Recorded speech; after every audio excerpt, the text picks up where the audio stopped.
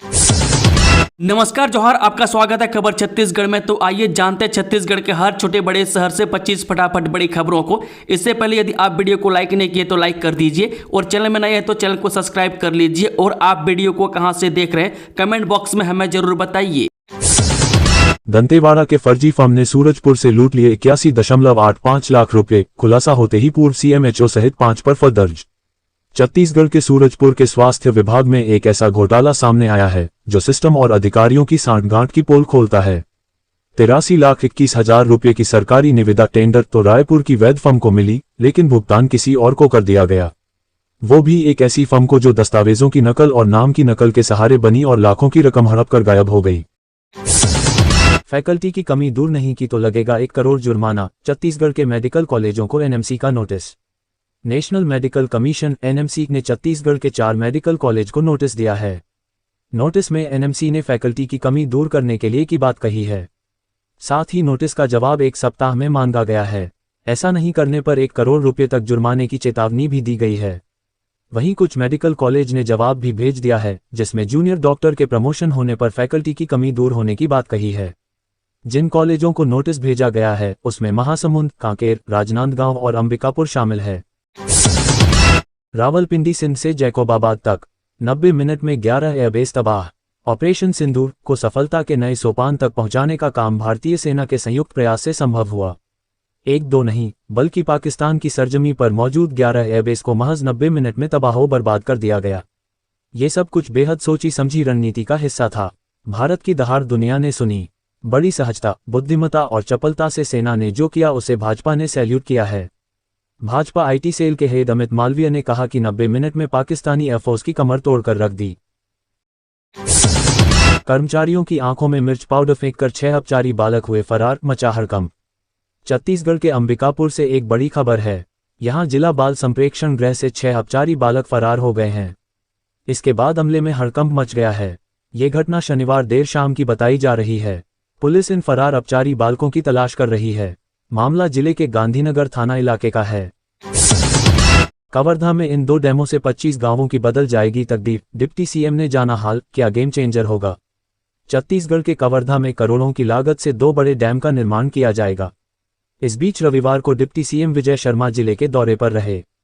2 बड़ी सिंचाई परियोजनाओं की सौगात मिलने से जिले वासियों में खुशी की लहर है। परियोजना के माध्यम से 2 बड़े जलाशय डैम बनाए जा रहे हैं।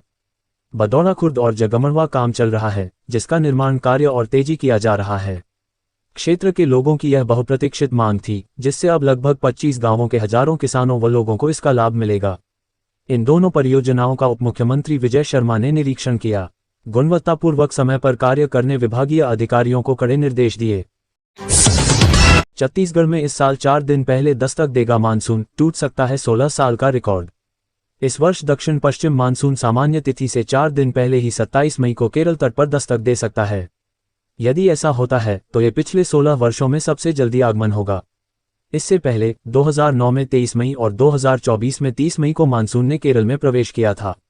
सामान्यतः मानसून 1 जून को केरल पहुंचता है और 13 जून को जगदलपुर और 16 जून को रायपुर और 21 जून को अंबिकापुर पहुंचता है। मौसम विभाग के अनुसार वर्तमान में पूर्वी उत्तर प्रदेश से पूर्वी मध्य प्रदेश, विदर्भ और दक्षिण पूर्व तेलंगाना तक पश्चिमी हवाओं में द्रोणिका बनी हुई है। दक्षिण पश्चिम मानसून के अगले कुछ दिनों में अंडमान सागर, बंगाल की खाड़ी और निकोबार द्वीप समूह की ओर बढ़ने की संभावना है। रेस्क्यू के 4 दिन बाद तेंदुए की संदिग्ध मौत, खाल और अंत गायब, शिकार की आशंका, जांच में जुटा वन विभाग। जिस पंडरीपानी इलाके में 4 दिन पहले तेंदुए को कुएं से निकालकर रेस्क्यू किया गया था, उसी इलाके के जंगल में 2 अलग अलग जगहों पर तेंदुए का शव मिला है। खाल और अंत गायब हैं। मृत तेंदुए की संख्या 1 है या 2, इसकी जांच में वन विभाग जुटा हुआ है। भारत पाक के बीच अमेरिकी राष्ट्रपति के सीज़फायर की घोषणा पर विवाद, भूपेश बघेल ने बताया अपमानजनक। भारत पाकिस्तान के बीच सीज़फायर की घोषणा अमेरिकी राष्ट्रपति द्वारा किए जाने को पूर्व मुख्यमंत्री भूपेश बघेल ने अपमानजनक करार देते हुए कहा कि देश जानना चाहता है कि ऐसी परिस्थितियां कैसे बनी। उन्होंने कहा कि कांग्रेस पार्टी ने संसद का विशेष सत्र बुलाने की मांग की है। देश जानना चाहता है कि आखिर ऐसी परिस्थितियों कैसे बनी। सरकार के फैसले पर कोई आपत्ति नहीं है, युद्ध रुकना चाहिए। सरकार जो भी कदम उठाए, कांग्रेस साथ है। जो निर्णय लेना है, सरकार ले। बांग्लादेशी घुसपैठियों को चिन्हांकित करने एसटीएफ के गठन पर पूर्व मुख्यमंत्री भूपेश बघेल ने तंज कसते हुए कहा कि अभी तो अभियान चलाए थे, कितनों को निकाला गया, कितने को आइडेंटिफाई किया गया, ये बताना चाहिए। पुलिस अधिकारियों ने रात रात घर घर जाकर अभियान चलाया था, उसका क्या हुआ? जहां चुनाव होते हैं वहां पर बांग्लादेशी और पाकिस्तानी आ जाते हैं। बंगाल में चुनाव आने वाला है, इसलिए अब बांग्लादेशियों की बात होगी। दहेज प्रताड़ना का आरोप लगाने के बाद पत्नी ने बनाया धर्म परिवर्तन का दबाव, सदमे में आया पति, पहुंचा थाने। दहेज प्रताड़ना के मामले में पुलिस में दर्ज मामले में सुलह के लिए पहुंचे पति के सामने पत्नी ने ईसाई धर्म अपनाने की शर्त रख दी। परेशान पति ने पूरे मामले की शिकायत चक्रभाठा थाने में की है। पुलिस ने 0 में जुर्म दर्ज किया है, आगे जांच के लिए मध्य प्रदेश भेजा जाएगा। जानकारी के अनुसार चक्रभाठा थाना क्षेत्र के बोदरी स्थित गोल्डन पार्क कॉलोनी में रहने वाले इंजीनियर मयंक पांडेय की शादी मध्य प्रदेश के अनूपपुर जिला अंतर्गत आमाडान निवासी रंजना पांडेय से 2019 में हुई। मयंक पांडेय जहां बेरोजगार है, वहीं उसकी पत्नी गौरेला पेंड्रा मरवाही जिले के कुम्हारी स्थित मुख्यमंत्री डीएवी स्कूल में टीचर है। बुद्ध पूर्णिमा पर नहीं होगी रायपुर निगम क्षेत्र में मांस मटन की बिक्री, आदेश जारी। बुद्ध जयंती बुद्ध पूर्णिमा के दौरान 12 मई को रायपुर नगर निगम क्षेत्र में मांस मटन की बिक्री पूर्ण रूप से प्रतिबंधित रहेगी। इस संबंध में नगरीय प्रशासन एवं विकास विभाग के आदेश पर रायपुर नगर पालिक निगम के स्वास्थ्य विभाग की ओर से आदेश जारी किया है। बुद्ध जयंती बुद्ध पूर्णिमा दिनांक 12 मई 2025 को किसी भी दुकान में मांस मटन विक्रय करते पाए जाने पर मांस मटन जब्त करने की कार्रवाई की जाएगी और संबंधित व्यक्ति के विरुद्ध यथोचित कार्रवाई भी की जाएगी। अब नहीं छिप सकेंगे बांग्लादेशी घुसपैठी और अवैध प्रवासी, प्रदेश भर में खोज के लिए चलेगा विशेष अभियान। रायपुर, छत्तीसगढ़ में अवैध रूप से रह रहे विदेशी नागरिकों और बांग्लादेशी घुसपैठियों की पहचान के लिए विशेष अभियान चलाया जाएगा।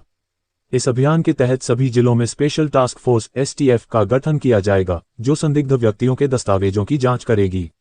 इस संबंध में पुलिस मुख्यालय ने सभी जिलों के पुलिस अधीक्षकों एसपी को दिशा निर्देश जारी कर दिए हैं। गृह मंत्री विजय शर्मा ने जानकारी दी कि राज्य में अवैध रूप से निवास कर रहे अप्रवासियों और बिना वैध दस्तावेजों के रह रहे व्यक्तियों की पहचान के लिए अभियान चलाया जाएगा।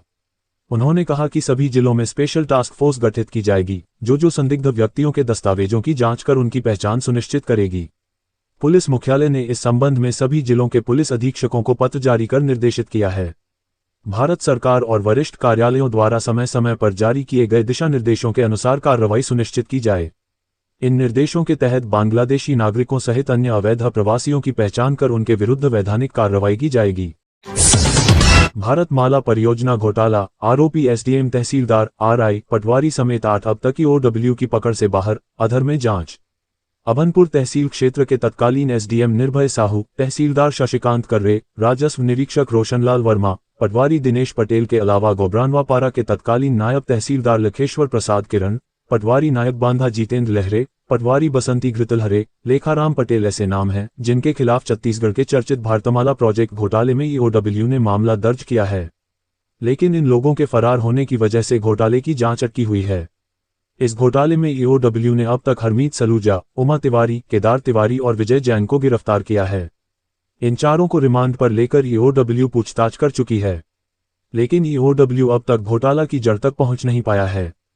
घोटाला की शुरुआत कैसे और कहां से हुई, ये सबसे बड़ा सवाल है, जिसका खुलासा तभी हो पाएगा जब सभी फरार निलंबित अधिकारी कर्मचारी ईओडब्ल्यू की गिरफ्त में आएंगे। यात्रियों से भरी बस अनियंत्रित होकर पलटी, 2 दर्जन से अधिक लोग हुए घायल, कई को गंभीर चोटें। कोरबा में एक यात्री बस अनियंत्रित होकर सड़क किनारे पलट गई। ये बस कोरबा से जशपुर जा रही थी। कोरकोमा बताती के पास ये हादसा हुआ है। हादसे में 2 दर्जन से अधिक लोग घायल हुए हैं, कई लोगों को गंभीर चोटें आई हैं। घायलों को इलाज के लिए अस्पताल में भर्ती कराया गया है। भारत माला परियोजना घोटाला, आरोपी एसडीएम तहसीलदार आरआई पटवारी समेत 8 अब तक ईओडब्ल्यू की पकड़ से बाहर। यात्रियों से भरी बस अनियंत्रित होकर पलटी, 2 दर्जन से अधिक लोग हुए घायल, कई को गंभीर चोटें। कोरबा में एक यात्री बस अनियंत्रित होकर सड़क किनारे पलट गई। ये बस कोरबा से जशपुर जा रही थी। कोरकोमा बताती के पास ये हादसा हुआ है। हादसे में 2 दर्जन से अधिक लोग घायल हुए हैं, कई लोगों को गंभीर चोटें आई हैं। घायलों को इलाज के लिए अस्पताल में भर्ती कराया गया है। सिर्फ पॉक की वापसी और आतंकवादियों को सौंपने पर होगी बातचीत। भारत ने अमेरिका को स्पष्ट कर दिया है कि पाकिस्तान के साथ बातचीत केवल पाकिस्तान के कब्जे वाले कश्मीर की वापसी और आतंकवादियों को सौंपने के मुद्दे पर होगी। सरकारी सूत्रों ने कहा कि कश्मीर पर हमारी स्थिति बहुत स्पष्ट है, अब केवल एक ही मुद्दा बचा है, पाकिस्तान के कब्जे वाले कश्मीर पीओके की वापसी। इसके अलावा बात करने के लिए कुछ नहीं है। सूत्रों ने कहा कि अगर वे आतंकवादियों को सौंपने की बात करते हैं तो हम बात कर सकते हैं। हमारा किसी अन्य विषय पर कोई इरादा नहीं है। हम नहीं चाहते कि कोई मध्यस्थता करे। हमें किसी की मध्यस्थता की जरूरत नहीं है। दोस्तों, वीडियो पसंद आया तो वीडियो को लाइक कीजिए और चैनल को सब्सक्राइब कीजिए एवं आप किस जिले से देख रहे हैं कमेंट बॉक्स में कमेंट जरूर करें। धन्यवाद। सुप्रभात।